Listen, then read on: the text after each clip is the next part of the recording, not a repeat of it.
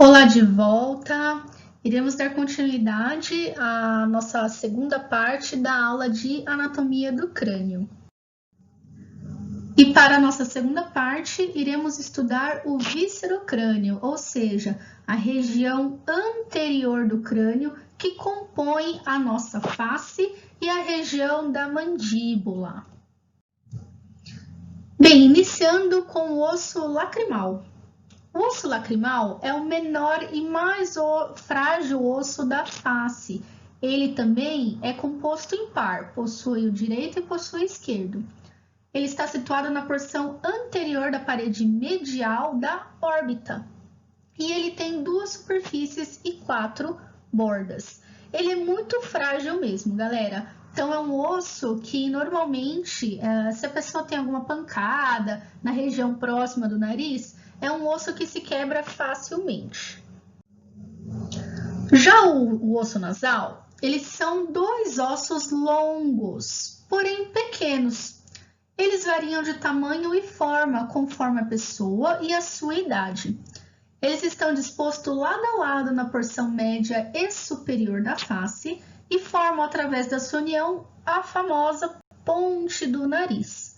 Também é um osso considerado frágil, não tanto quanto um lacrimal, mas é um osso normalmente que, se a gente recebe uma pancada nessa região, ele se quebra facilmente também.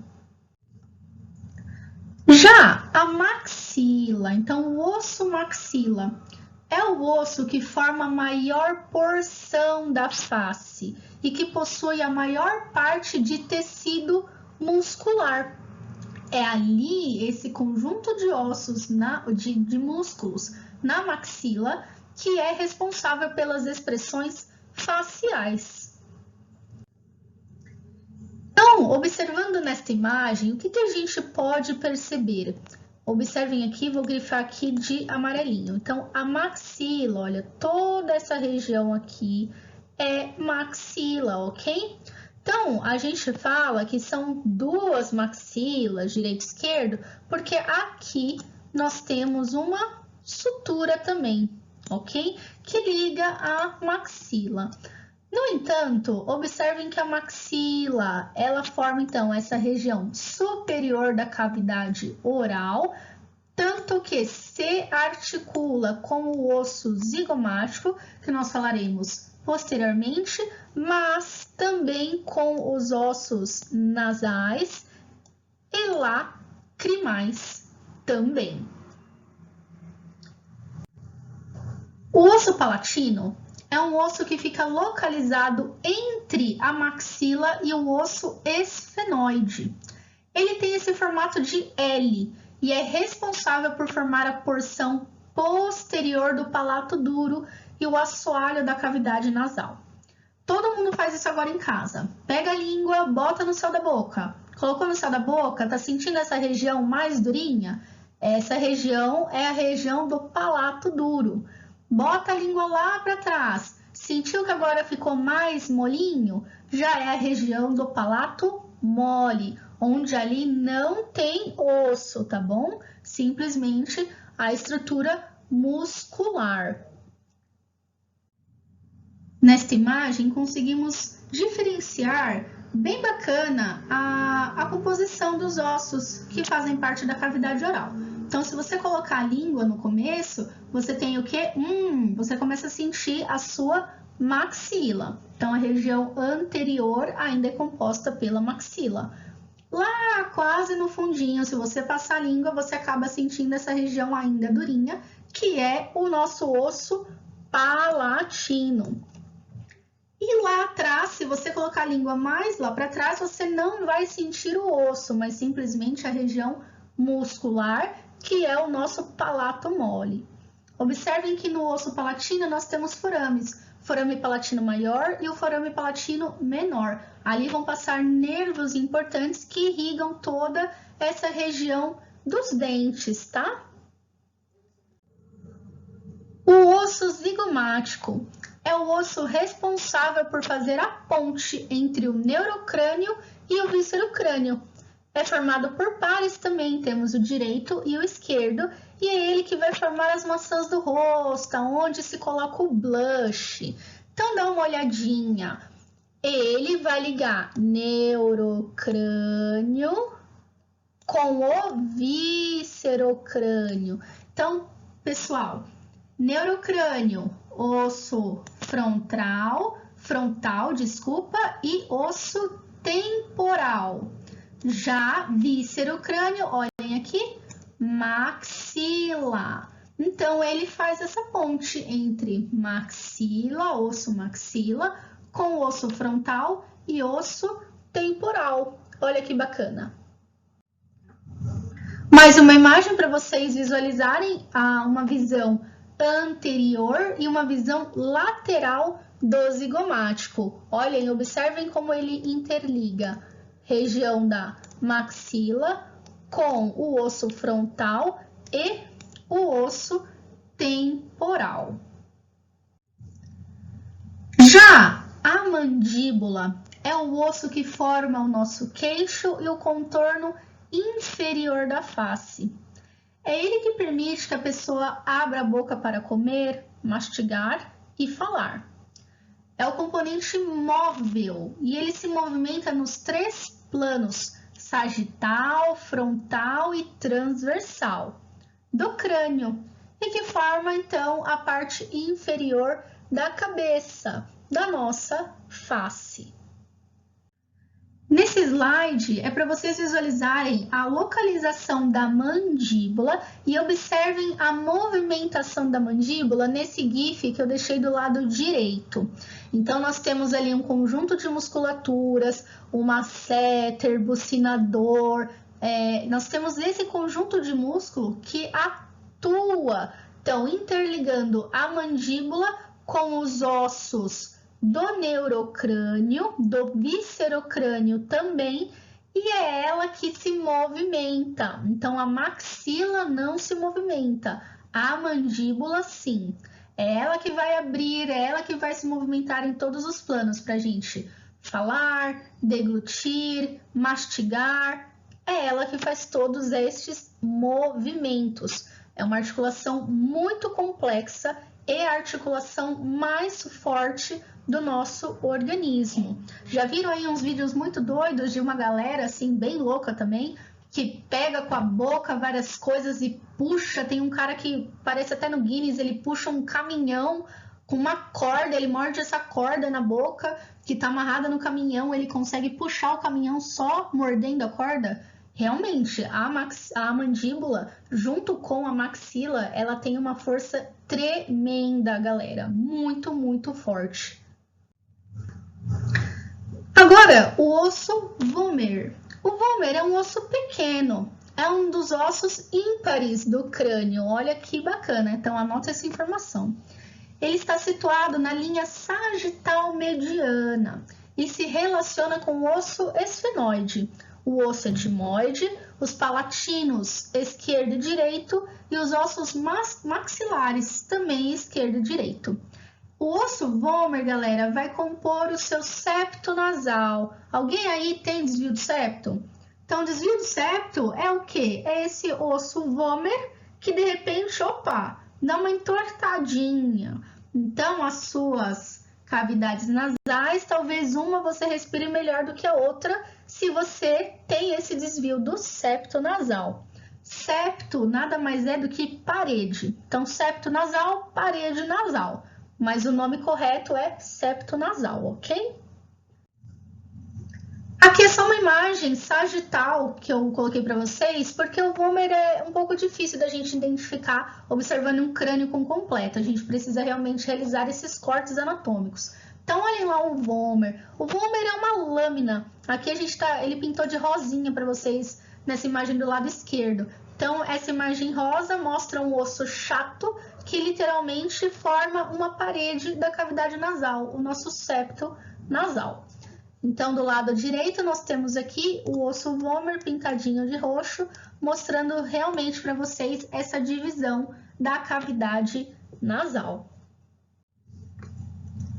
E aqui, pessoal, trouxe mais uma imagem para vocês, para a gente olhar todos os ossos que a gente pode visualizar em uma visão lateral.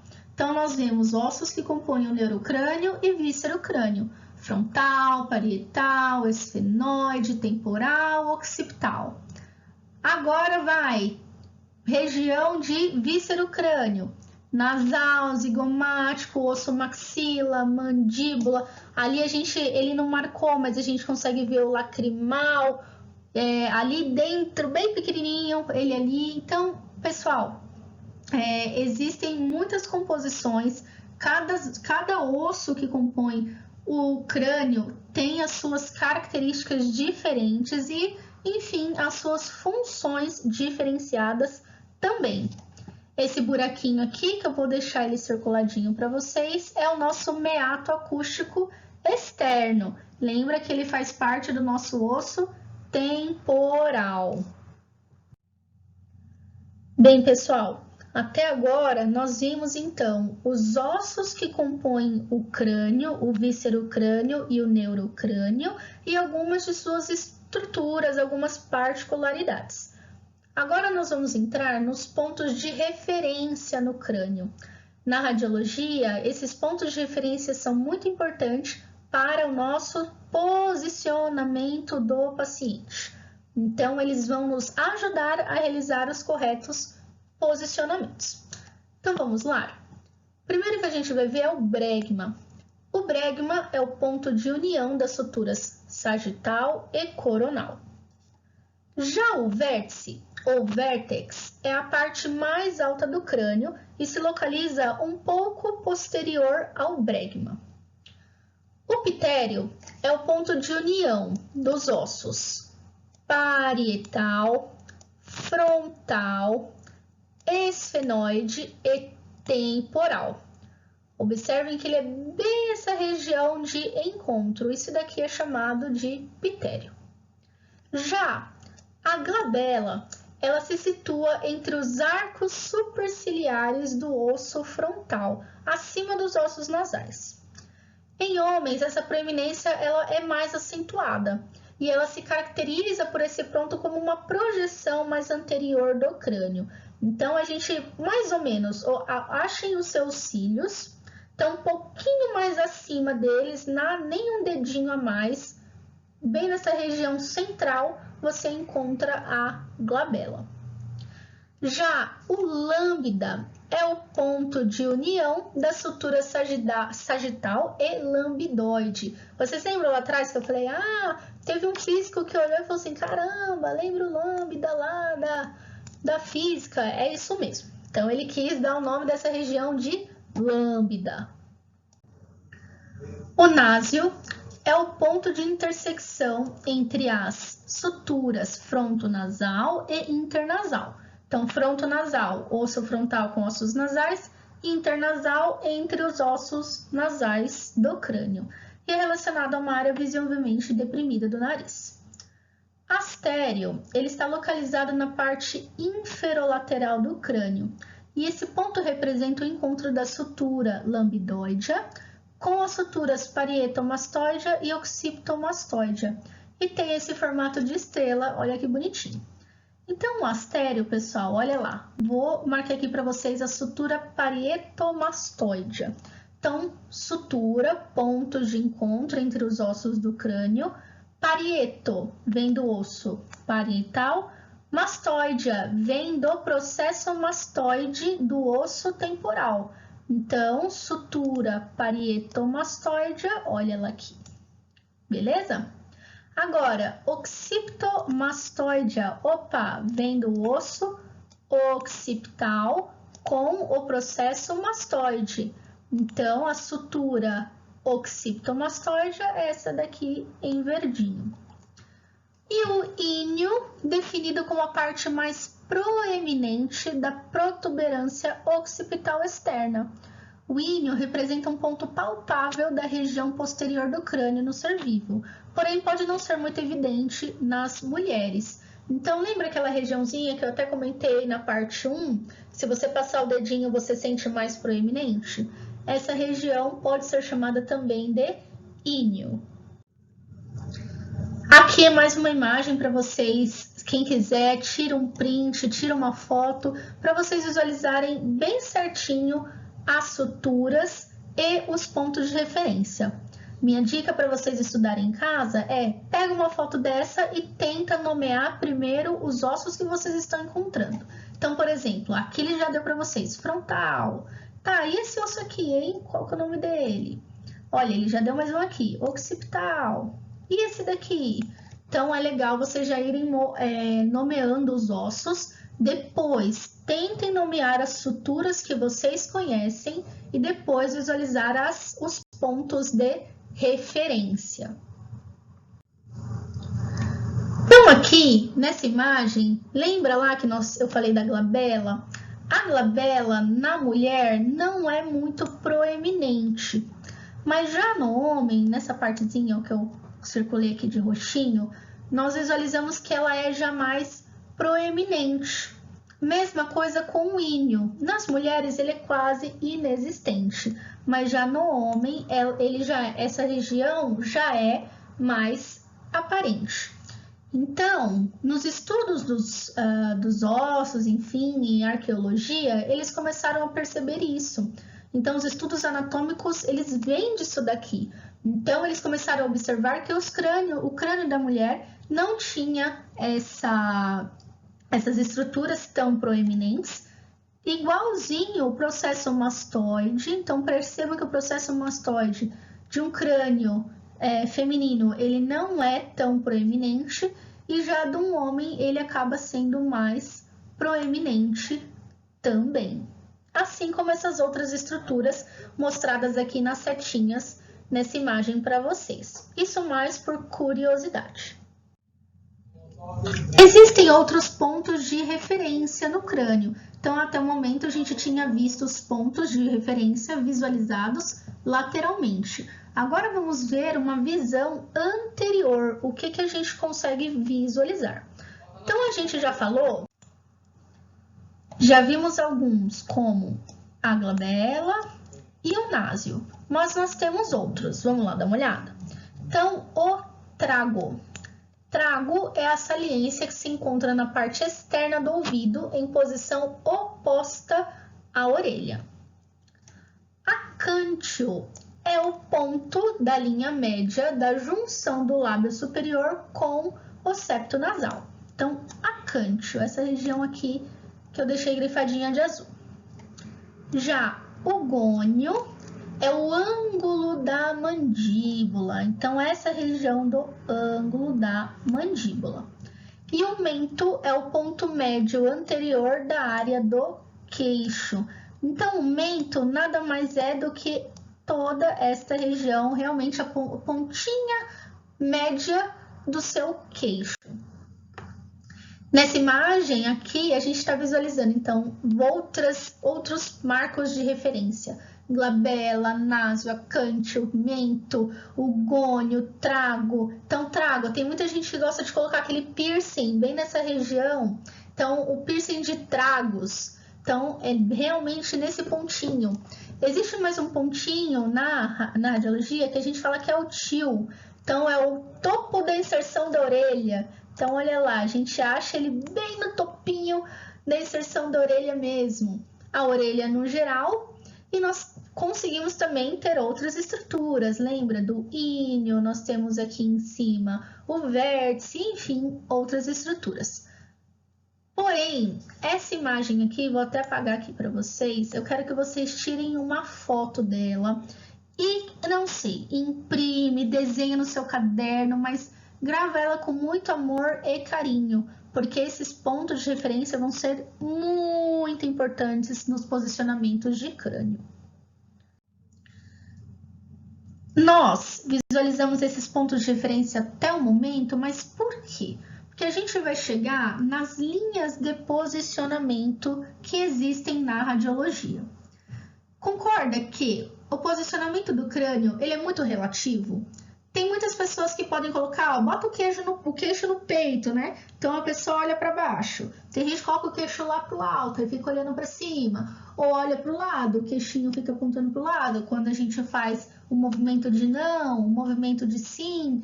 Então, pessoal, Para que na radiologia a gente tivesse um posicionamento mais adequado, linhas de posicionamento para o crânio foram inventadas. E essas linhas, elas levam os pontos de referência, elas se baseiam nesses pontos de referência. Então, vamos dar uma olhada nelas? Aqui eu coloquei a tabelinha, vocês têm essa tabela também no caderno de vocês. Quem não tiver, tira um print, tira uma foto, que também vai ser importante. Mas vamos lá? Observem as linhas, pessoal. Essas linhas, elas partem de uma estrutura, que é o nosso meato acústico externo, ou a nossa mãe, a MAI. Então, meato acústico externo. Todas as linhas partem dali. Porém, elas partem dali e se encaminham para os nossos pontos de referência. Sendo que os nossos pontos de referência a gente acabou de visualizar. Glabela, a própria órbita, região infraorbital, acâncio, lábio e mento. Além disso, nós temos os processos alveolares da maxila, que também serão importantes quando a gente fala dos pontos anatômicos e linhas de posicionamento. Vamos começar então falando sobre a LOM. Então vamos começar com a LOM, a linha órbito-meatal. Linha órbito-meatal, então vamos lá. Tudo sai aqui do meato acústico externo e se encaminha até esse ponto de referência. Então, órbita, achamos a órbita, certo? Então, você vai traçar uma linha da órbita até o meato acústico e você encontra a LOM. Então, é uma linha de posicionamento muito usada, é usada bastante na radiologia, tá? Então, liga novamente essa região da órbita ou a margem lateral da órbita com a MAE, com o meato acústico externo. A próxima, vamos chamá-la de LION. Então, LION é a linha infraórbito-meatal. Ou, se você quiser, essa linha basal de Reid, mas é um nome muito difícil. Então, a LION é formada utilizando o meio da margem infraorbital até a MAE. Então, olha só, coloca um dedinho abaixo da órbita, você vai encontrar a região infraorbital e você vai traçar uma linha dessa região infraorbital até o meato acústico externo. É também bem utilizada. Já a próxima, vamos falar da linha glabelo-meatal. Então, opa, glabelo, ai meu Deus, o que é glabela? Lembra lá da glabela, aquela região acima, um pouquinho na sua testa, acima dos supercílios? Então, achou a glabela, você vai traçar uma linha até a MAE, não tão torta que nem a minha. Então, a gente vai chamar de LGM. É a linha entre a glabela e o meato acústico externo. A próxima é a LAM. Então, linha acanto-meatal. Você pode chamá-la também de acântio-meatal, você que escolhe. Ela é formada pela conexão, então, do acântio até o meato acústico. Então, achou o acântio, essa regiãozinha bem abaixo do seu nariz, faça uma linha até o meato acústico. Já a próxima é a linha lábio-meatal, ou se você quiser chamar de lábio-linha meatal, também pode.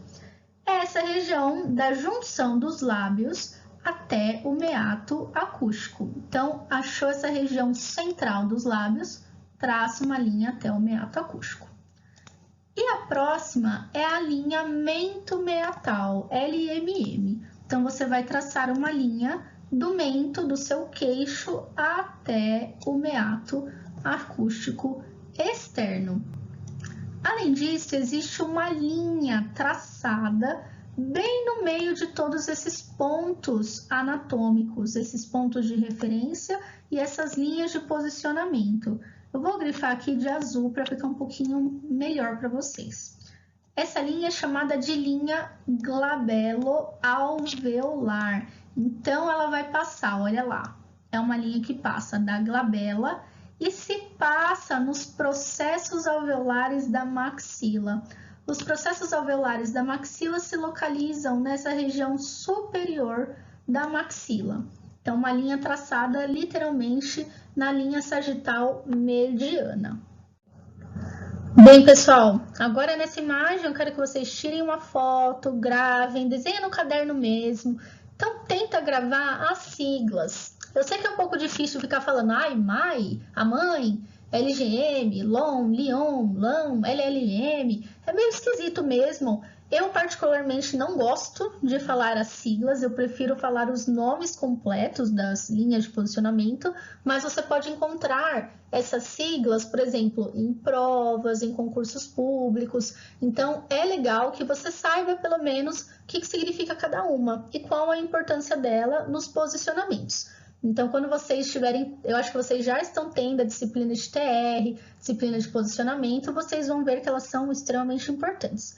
Então, nós temos aí LGA, LGM, ALOM de novo. Tenta lembrar todos esses nomes, tá? Então, linha glabelo alveolar, linha glabelo meatal, linha órbito meatal. Lembra que esse M é sempre meato, então acaba sendo mais fácil de vocês gravarem essas linhas, ok? Existe mais uma linha que é chamada de linha interpupilar. Esta daqui, ela não é muito falada, mas ela é muito importante, porque é através da linha interpupilar que você consegue manter, então, a cabeça, o crânio do paciente alinhado. Se você traçar, então, uma linha reta, igual nessa imagem aqui do lado esquerdo, entre as pupilas, teoricamente você está mantendo a cabeça, então, essa linha interpupilar paralela ao chão, paralela ao chão. Então, se ela está paralela ao chão, o paciente não está olhando para a lateral, não está olhando para cima, não está com a cabeça torta, ele está num posicionamento adequado, alinhado, ok? Aqui eu só quis deixar essa imagem para vocês para ficar um pouco mais claro o que são esses processos alveolares da maxila. É importante na LGA, na linha glabelo alveolar. Então, esses processos alveolares são essas regiões em que os dentes eles se inserem. Então, a linha LGA glabelo alveolar, ela interliga essas regiões. É como se eu passasse uma linha, traçasse essa linha reta aqui, ok? Bem na linha sagital mediana, tá? No plano sagital mediano. Existe agora os planos de posicionamento. O plano de Frankfurt, ele é importante porque ele passa no meio do trago, no conduto auditivo externo, e o ponto onde se imagina que está a margem inferior da órbita. Então, olha lá, plano de Frankfurt, ele passa nessa região da linha da margem inferior da órbita e no trago, nessa região, então, do meato acústico também. Então, ele é importante para este outro alinhamento do crânio, tá? Existem alguns posicionamentos que exigem que a pessoa, que o paciente esteja alinhado através do plano de Frankfurt. Já o plano biauricular não é muito utilizado na radiologia, mas é interessante que vocês saibam. É o plano frontal ou coronal mediano, que passa pelos poros acústicos externos, ou seja, de um meato acústico até outro, dividindo a cabeça nas partes anterior e posterior. Ele é importante principalmente para a enfermagem, tá? Na radiologia a gente não utiliza muito, mas, por exemplo, para realizar as medições e verificar o correto crescimento, desenvolvimento da criança. Então, às vezes, tentem reparar no pediatra, se você levar uma criancinha, ele geralmente faz essas medições. Para a gente finalizar a aula de hoje, que foi muito longa, eu vou deixar uma atividade aqui para vocês. Não é uma atividade que vale nota e não precisa me entregar. É uma atividade para você fazer em casa. Então, observem desse lado esquerdo, a imagem do lado esquerdo. é para vocês nomearem as linhas de posicionamento e a imagem do lado direito é para vocês tentarem nomear as estruturas. Então, seja ela uma estrutura ou um ponto de referência. Então, por exemplo, o número 7 é um desafio. O número 7 a gente não falou muito dele, mas, por exemplo, se o número 8, que eu já vou dar uma dica, a gente viu que é abaixo da órbita, o número 7 vai se chamar acima da órbita, mas a gente tem um nome específico para isso, tá bom? Agora, número 5 e número 6 também é um desafio. Então, olhem lá, o número 5 está localizado mais lateral. Agora, o número 6 está mais medial. Fiquem tranquilos, eu vou passar a resposta para vocês. Quem quiser, me manda aí, que na próxima semana eu mando as respostas, tá bom? Manda no particular, mando por e-mail ou mando pelo WhatsApp. Isso daqui é somente para vocês focarem em toda essa lição, que foi bastante coisa. Eu sei, hoje nós tivemos uma aula bastante maçante, com bastante conteúdo.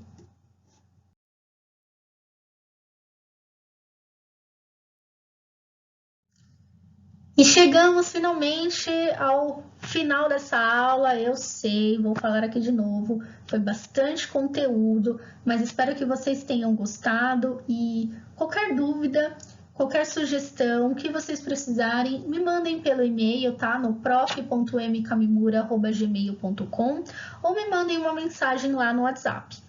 Vou relembrar novamente, a atividade não vale nota, a atividade é para vocês assimilarem, tá? Para vocês treinarem em casa que a gente viu hoje, que é bastante conteúdo, tá bom?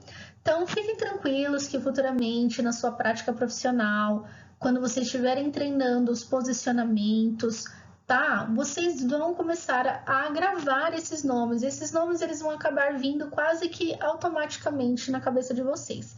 É que no primeiro momento a anatomia ela assusta, porque é muita coisa. Então você fala, nossa, é muito nome, é uns nomes muito estranhos, uns nomes que parecem uns palavrões. Mas isso é normal, tá bom? Não fiquem assustados.